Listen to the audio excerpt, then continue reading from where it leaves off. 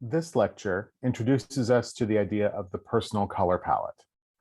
It gives us some information on how we as individuals can determine the colors that look best on us, and how we can also determine the best colors to use for other clients.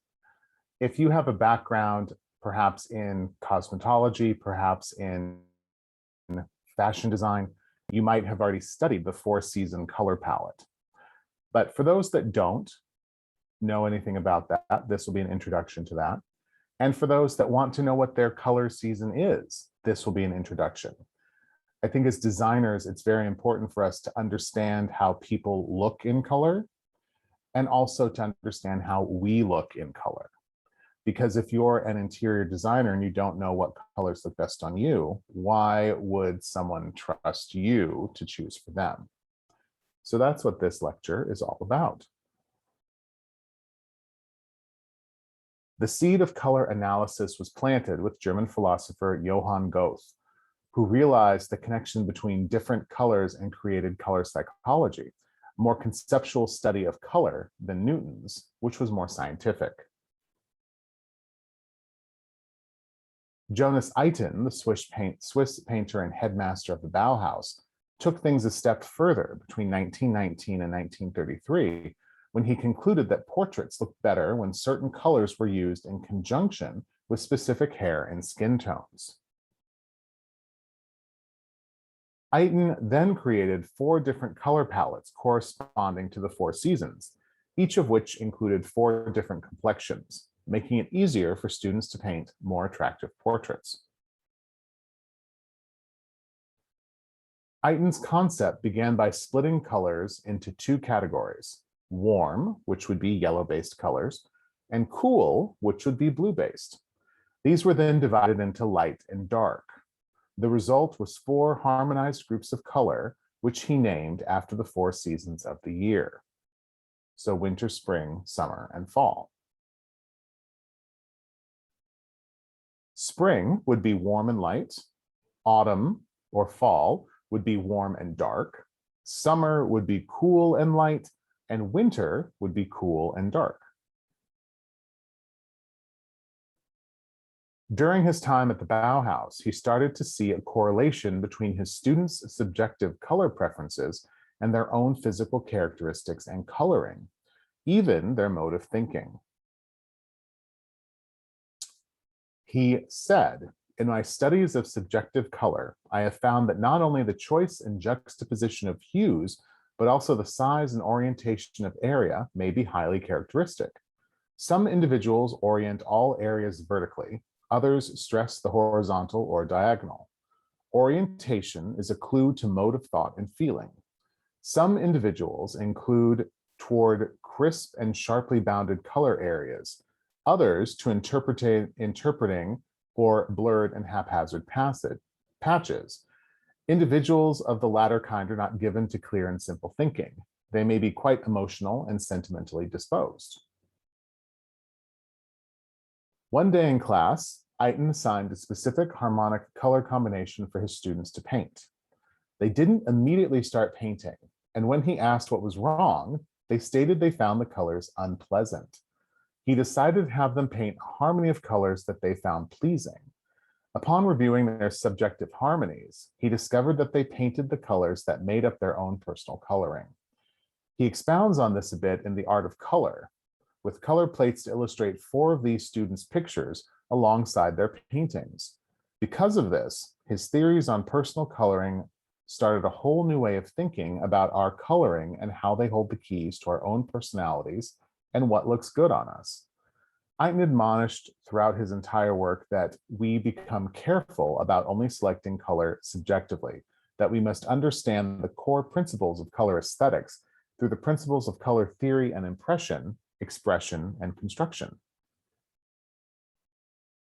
So here are the 4 examples that his students created.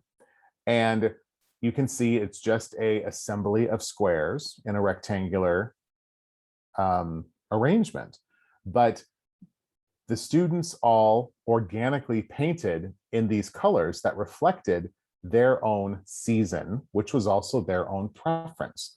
So students who were, the student who was a winter painted this one. The student who was an autumn painted this one. And then we have spring and summer. So inherently, we have all individual color preferences, but Eitan discovered that our preferences are also linked to our own coloring. The example of the four seasons shows that color sensation and experience have objective correlatives, even though each individual sees, feels, and evaluates color in a very personal way. I have often maintained that the judgment pleasing, displeasing can be no valid criterion of true and correct correlation. Stated in terms of the four seasons, this means that for each season, we are to find those colors, those points on and in the color sphere that distinctly belong to that expression of that season in their relation to the whole universe of colors.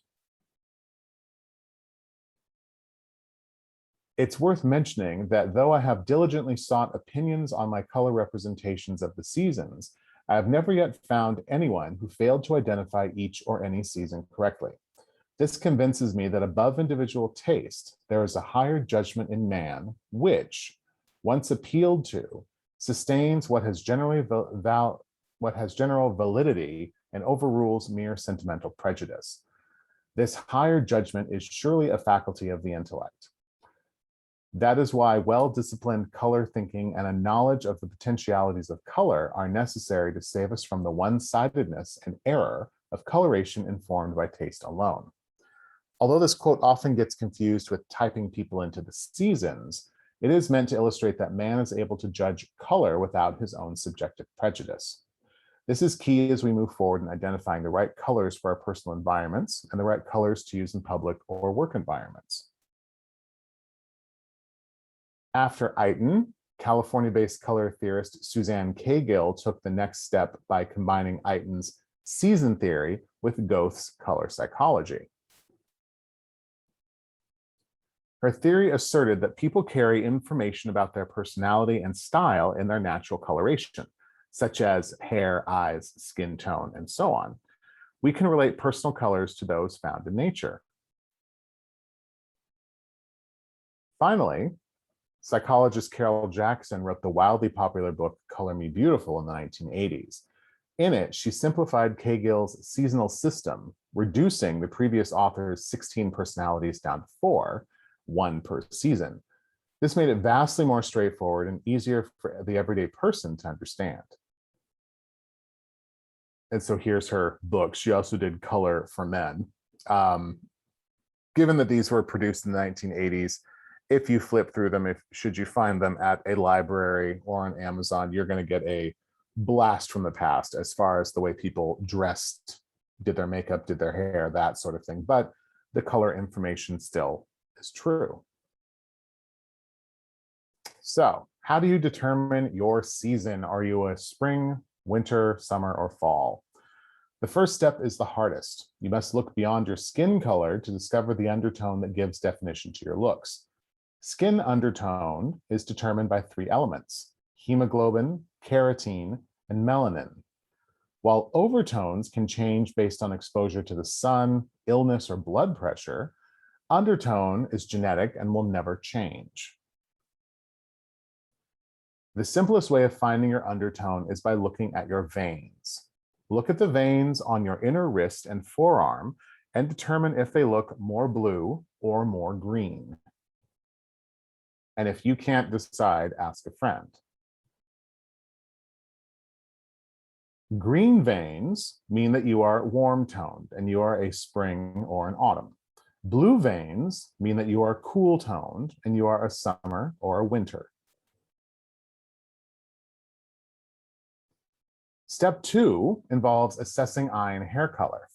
Obviously, we need to consider those elements in their natural state, so fess up. If you have cool undertones with dark hair and dark eyes, you are a winter. And so here I've provided a little bit of a graphic help with hair color and eye color. So darker hair, darker eyes, and fair skin, you are a winter. And thanks to the wonders of the internet, we have all sorts of people telling us what celebrities are what season. So for those of you that bear a resemblance in coloring to any of these women, whether you are a man or a woman, you can determine that you are a winter. Now, there are some people in here that are cheating. For example, Zooey Deschanel does not have black hair. Jamie Lee Curtis has naturally graying hair. So she used to be a brunette. But as you age, also your skin tone can change, your coloration can change, and certainly your hair color will change. But if you look like any of these women in coloring, whether you're a man or a woman, you are most likely a winter. As for colors that winters should utilize, winters should surround themselves in colors that are sharp and clear. They are the only season that can truly carry off black. Other seasons should wear the darkest version of their season's colors, and they also look best in pure white, navy blue, red, and shocking pink. And for metallics, silver is best. And they should choose icy tones rather than pastel baby colors when it comes to lighter shades. So here is the winter color palette. So you can see that the colors are pure and vibrant. They're not grayed, they're not toned down. It's quite vivid. So I think a lot of people today, just in general, are a little bit afraid of color, a little bit more than a generation prior, because of the world that we live in now. And color is very expressive and color is very emotional, and some people don't want to communicate that. But color is also a wonderful thing, as I hope you've learned. So here are the colors that a winter can use. If you have cool undertones with light hair and light eyes, you are a summer. So summers are sort of our blondes, our light brunettes. And if you have the coloring similar to any of these people here, you are a summer. I am a summer. And I carry my little color card on my phone. So when I'm out shopping, I can see if a color is going to be good for me or not. Summer types look best in pastels and soft neutrals with pink and blue undertones. Lavender, taupe, and powder pinks and blues are most flattering. Dark colors close to the face look harsh and emphasize skin irregularities. Consider monochromatic dressing, and for metallics, silver is also very good. So here's our summer color palette. So notice no black, no orange, no dark green, sort of more of a pastel palette.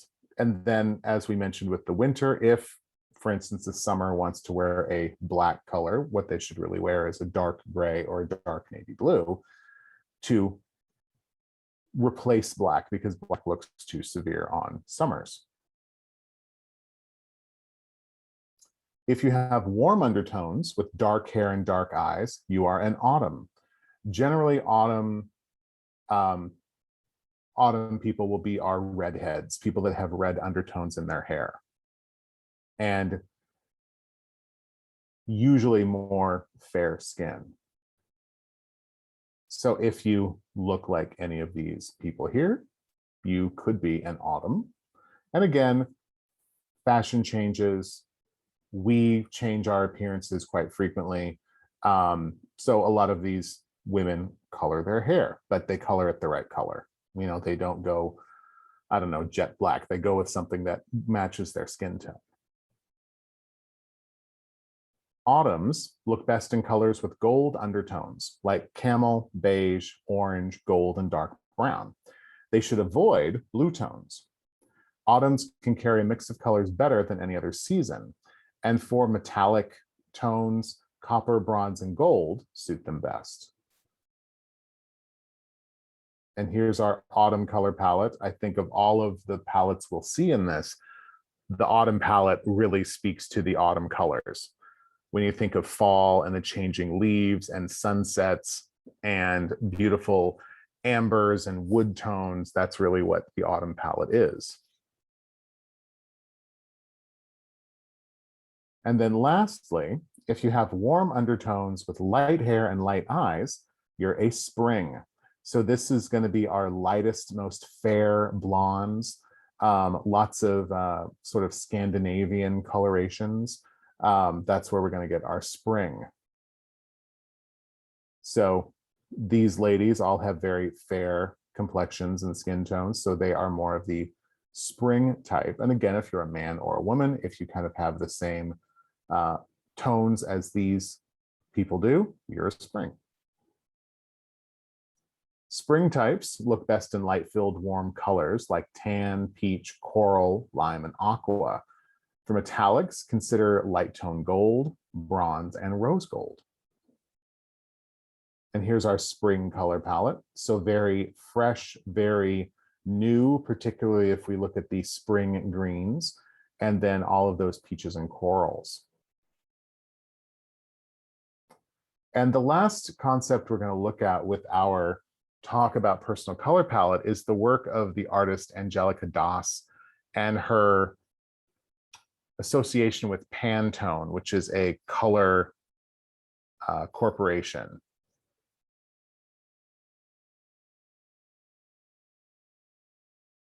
We still live in a world where the color of our skin not only gives a first impression, but a lasting one. Das is from Brazil, and her family is full of colors.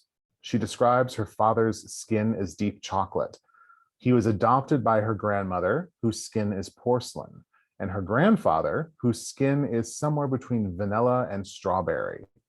Her mom is cinnamon. Her sisters are more toasted peanut.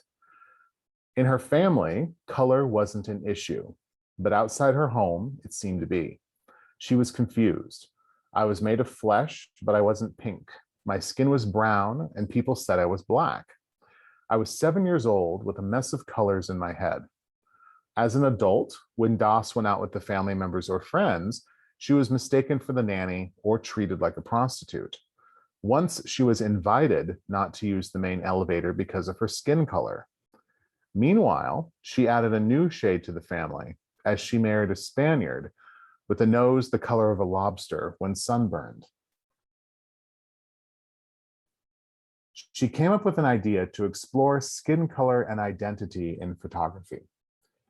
She developed Humani, a catalog of real skin colors, a sort of Pantone scale for skin tones. Humani is the pursuit of to highlight our true colors. Das photographs her subjects with bare shoulders on a white background, and later changes the background to match 5 pixels on their nose. The effect is like paint chips of creams, tans, and browns. What does it mean for us to be white, black, red, or yellow? Is it the eyes, the nose, the mouth, the hair? Or does it have to do with our origin, nationality, or bank account? She sees Humani as a way to question our codes. So far, Das has photographed more than 3,000 people in 13 countries for Humani. The project has gotten a lot of press, and many who see it write Das to tell her what it means to them. I realized that Humani was useful for many people. It represents a sort of mirror for those who cannot find themselves reflected in a label. Humani images have appeared on the cover of Foreign Affairs along with the headline, "The Trouble with Race." Scientists are using it for work on ethnicity. But most important to Das, teachers are using it to educate students. These portraits make us rethink how we see each other, she says, but they are meaningful on a personal level too. Every time I take a picture, I feel like I'm sitting in front of a therapist. All the fear, all the frustration and loneliness that I once felt becomes love. So, especially in the world that we live today, the work of Das, I think, is very poignant. Her work, on one hand, is documenting diversity, but on the other hand, it's allowing people to see themselves in others. So in that way, it's inclusivity. So I thought that was a good way to end a lecture that, to some degree, is a little bit superficial, but we do all deserve and we do all want to look our best. And so this is a way that we can do it by just understanding color. You don't have to be wealthy. You don't have to be privileged to understand what colors look good on you and what colors work for other people.